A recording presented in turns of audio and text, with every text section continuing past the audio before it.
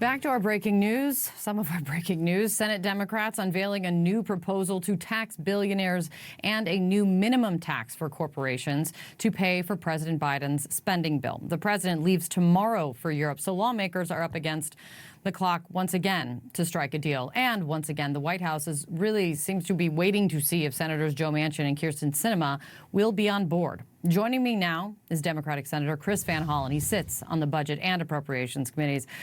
Okay, Senator, let's try to get through where things stand right now, if you will. You've been a supporter of getting the spending bill over the finish line, no matter its size. These two new potential taxes are covering the... Am I wrong? No, I support getting this done. They're the two big pieces. We still have the bipartisan infrastructure bill that passed the Senate. And of course, we're trying to wrap up the other part of the Build Back Better agenda. There are a number of balls still up in the air, as you just reported, including on the revenue side. We all agree that we need to make this deficit neutral. We don't want to increase the deficit, which, of course, is what Republicans did back in 2017 with their $2 trillion tax giveaway to the wealthy. But we are trying to resolve these issues. And you just mentioned two of the revenue ideas that are under consideration right now. One is a minimum tax on corporations of 15%.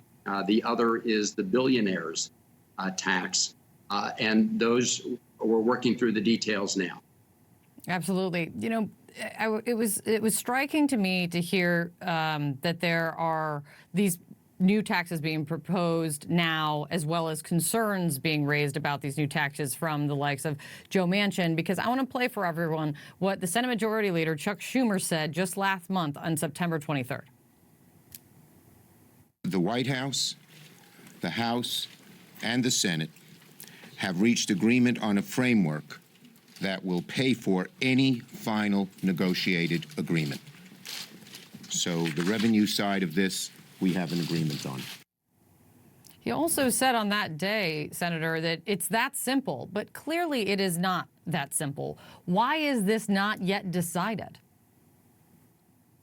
Well, Kate, as you've reported, we have at least one senator who is opposed to the original framework that we thought we had, which is to not only close tax loopholes on corporations, which we are agreed on. In other words, closing down the loopholes that allow multinational corporations to park their profits overseas.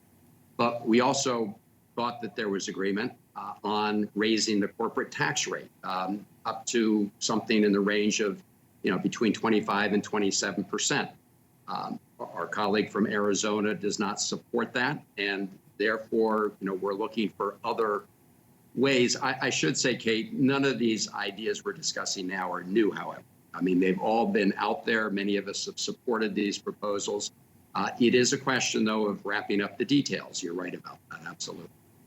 Joe Manchin's raised concerns about the billionaires tax. If that's the case, is it off the table then? Well, it's not off the table. I think he's raised some concerns about implementation, and we're working with him to show him how this would work. But we're also pursuing other ideas. For example, something I proposed for some time is a millionaire's surtax. This is for folks who make over $1 million every year. You would apply a 10% surtax to them. The House pursued that idea. They changed the parameters a little bit. So, for example, they said that for people making over $5 million a year, there'll be a 3% surtax instead of for folks making over $1 million a year, a 10% surtax. So you can see that there are a number of ideas on the table that could get you the revenue you need to make sure that we can make these investments without increasing the deficit. Just stepping back from the details for a second. President Biden leaves tomorrow for a big climate summit, and he has specifically told members of Congress that he wants a deal, or a framework at least, in hand before he goes over there. If he does not have a deal in hand, which includes these climate provisions or some kind of funding towards climate provisions, and he is asking, how does he ask other countries to commit to action that his own party is stumbling over right now? Well, Kate, I think when it comes to climate, we have broad agreement on some very important initiatives.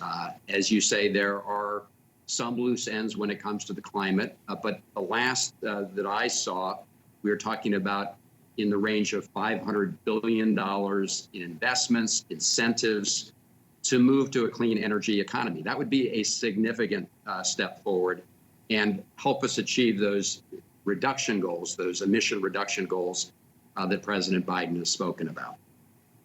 But it's not. But he won't have it in hand.